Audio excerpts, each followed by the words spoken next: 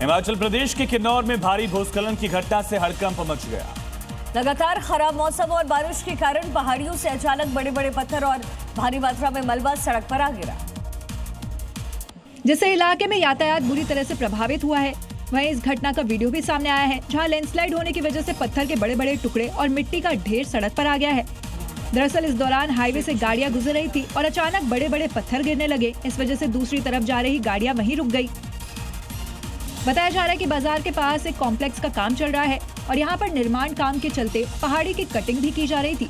ऐसे में लगातार बारिश के कारण जमीन ढीली हो गई और फिर मलबा और पत्थर गिर गए। राहत की बात यह है कि इस घटना में कोई जान का नुकसान नहीं हुआ।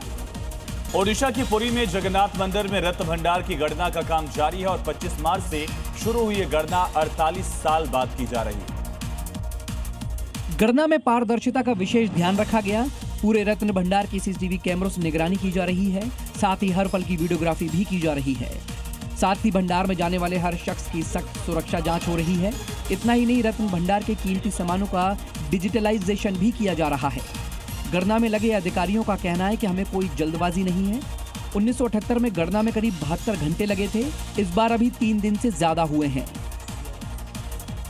मथुरा के संत प्रेमानंद महाराज के दरबार में पहुंचे एक भक्त ने उनको अपनी किडनी देने की पेशकश की है। किडनी देने की पेशकश करने वाला शख्स कोई और नहीं बल्कि एंटी टेररिस्ट फ्रंट के अध्यक्ष एमएस बिट्टा थे। प्रेमानंद से मिलने पहुंचे एमएस बिट्टा ने किडनी देने की पेशकश की। मेरी किडनियां आपके काम आती है तो मुझे बड़ी खुशी होगी। राम जन्मभूमि का निर्माण भी, वाराणसी का कॉरिडोर भी, मथुरा और काशी बाकी है, 370 धारा भी। प्रेमानंद महाराज से बिट्टा ने इस निस्वार्थ भाव की सराहना की, लेकिन किडनी लेने से विनम्रता पूर्वक इनकार कर दिया। महाराज ने कहा कि वो किसी और के शरीर का एक बूंद खून या अंग भी नहीं लेंगे। उत्तराखंड की चारधाम यात्रा शुरू होने के साथ ही श्रद्धालुओं की रिकॉर्ड भीड़ अपने इष्ट देवों के दर्शन के लिए उमड़ पड़ी। 19 अप्रैल को शुरू हुई चारधाम यात्रा में 10 मई तक यानी कि 22 दिनों में तकरीबन 10.5 लाख श्रद्धालु दर्शन कर चुके हैं, जिसका अंदाजा इस बेकाबू भीड़ को देखकर आसानी से लगाया जा सकता है। ये नजारा सोनप्रयाग में देखने को मिला। यहाँ इस छोटे से स्ट्रेच पर ही हजारों की संख्या में लोग नजर आए। पूरे रास्ते की स्थिति क्या होगी, अब जरा सोचिए। गाड़ियों की हॉर्न की आवाज को सुनिए, बाइकों की आवाज को सुनिए। लोग बड़ी संख्या में स्कूटर और बाइक पर सवार होकर यहाँ पहुँच गए हैं। कई कारें भी नजर आ रही हैं, जिसमें महिलाएं भी हैं तो बच्चे और बुजुर्ग भी शामिल हैं। अचानक हुई इस भीड़ की वजह से इस बार कैरिंग कैपेसिटी की व्यवस्था को खत्म करना बताया जा रहा है, जिसमें थोड़े थोड़े अंतराल पर भीड़ को आगे बढ़ने दिया जाता था। रशिया ने इंटरकॉन्टिनेंटल बैलिस्टिक मिसाइल सरमत की सफल टेस्टिंग की है, जो मल्टीपल न्यूक्लियर वॉरहेड ले जाने में सक्षम है। एक साथ दर्जनों टारगेट्स पर अटैक करने में कैपेबल है। साथ ही इसकी मारक क्षमता को 35,000 किलोमीटर तक पहुंचाया जा सकता है। पुतिन ने इसे दुनिया की सबसे खतरनाक मिसाइल बताया है।